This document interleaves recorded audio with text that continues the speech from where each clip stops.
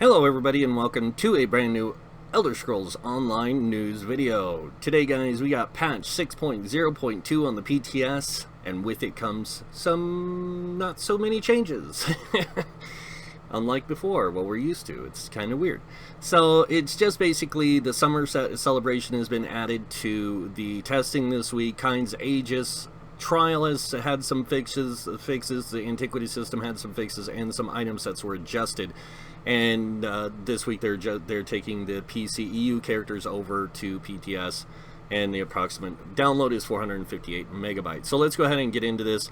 Somerset Celebration event is being added to the PTS, and during this time you can check out the daily stuff. So each daily quest you complete in Somerset, as well as completing the weekly Cloud Rest quest, earns you a Somerset coffer, which contains crafting materials, style items, overland set pieces, flavored sellable items, whatever. Again, that's so weird.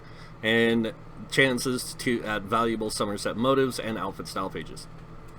In addition, the very first quest you complete each day per account, instead of a glorious Somerset coffer, or instead awards a glorious Somerset coffer instead of a basic one, along with 3 event tickets. Hairball. Continuing to explore Somerset after your daily quests are done is encouraged. Additional non-glorious Somerset coffers have a good chance to drop from delve bosses, world bosses, and geysers, and lesser chance to drop from safe boxes, thieves' troves, treasure chests, and Sigic portals. And a tiny chance to drop from crafting nodes, regular monsters, and random loot table containers such as barrels, crates, and sacks. All coffers have a chance to drop a style page for this event's new outfit, the Snowhawk Mage. Furthermore, the Cloud Rest weekly quest grants two of its normal reward boxes instead of 1, and defeating the trial in hard mode grants you 2 chests of the Welkanar instead of 1. And then it wasn't enough. During this celebration, all Somerset resource nodes, creature crafting drops, daily quest reward boxes, and Sigic portal loot are doubled, and world delve bosses have give you 2 draws from their usual loot tables. New motive, the Pride Watch motive, and then an associated style, the Consecrated Mirror, are now available to test and will occasionally drop from bosses in the Unhallowed Grave dungeon. And then we move on down here to Greymoor, where Kinds Aegis Trial got a lot of changes, a lot of fixes to the difficulty, and I think a lot of it has to do with hard mode more than it does anything else. But you never know, because people were beating hard mode like it was nothing on PTS apparently. So fixes there, fixes to the Antiquities system, a lot of adjustments to things and how things work.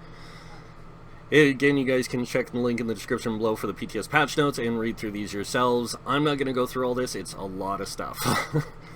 And then we're going to go on down here, a lot of fixes to the zone itself and other things. But this is the big changes that everyone's excited for, the combat inabilities. So Shadow, Veiled Strike, this ability in its morphs now stun and set targets off balance when used from the flank of an enemy rather than when you are stealth or invisible. This change was done to offset the loss of the ability to activate this portion of the attack with the recent fixes to heavy attacks, properly breaking invisibility. Sigic Order Acceleration, Channeled Acceleration fixed an issue, Werewolf Transformation fixed an issue, and Pack Leader they fixed an issue.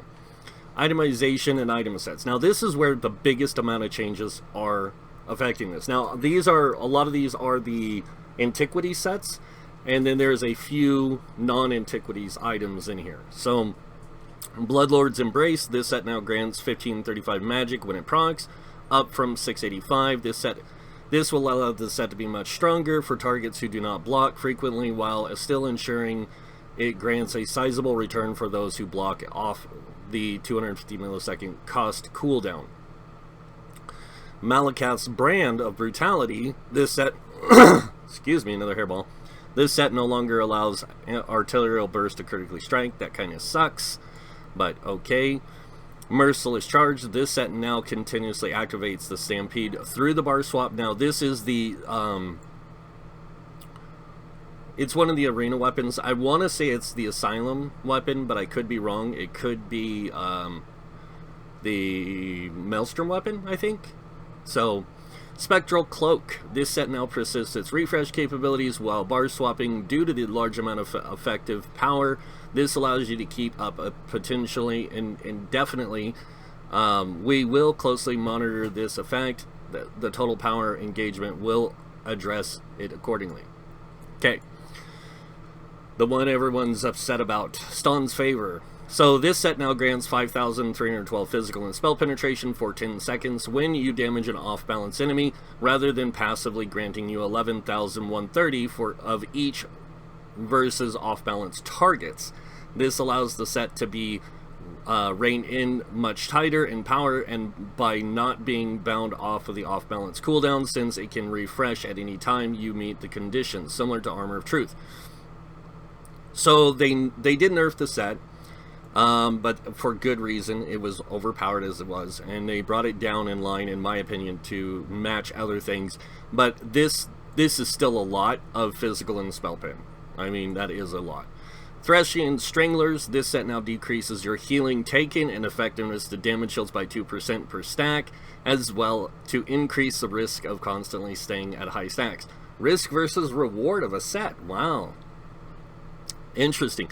And it is interesting that they put this, because you think about that. That's 20% or 40% of your shield strength gone and your healing taken.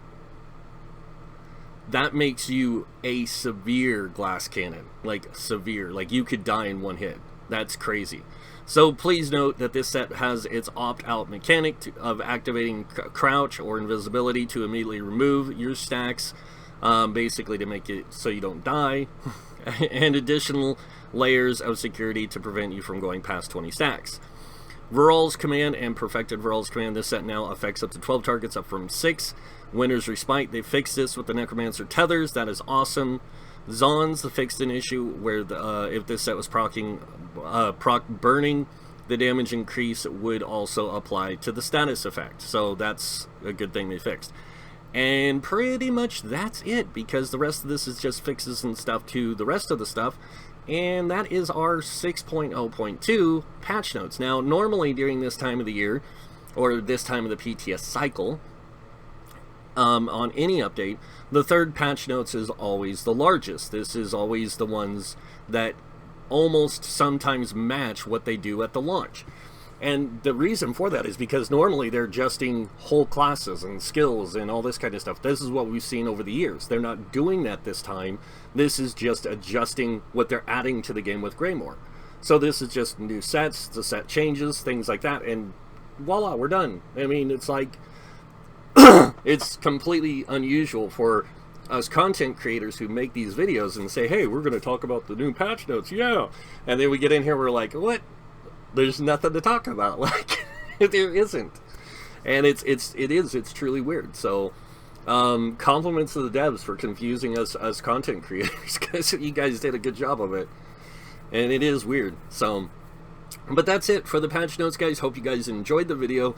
If you did, go ahead and hit that like button. If you guys want to see more videos by me, you can subscribe. Other than that, I want to thank you all for watching. Until next time, have a wonderful day, and this guy might see you in game. Bye.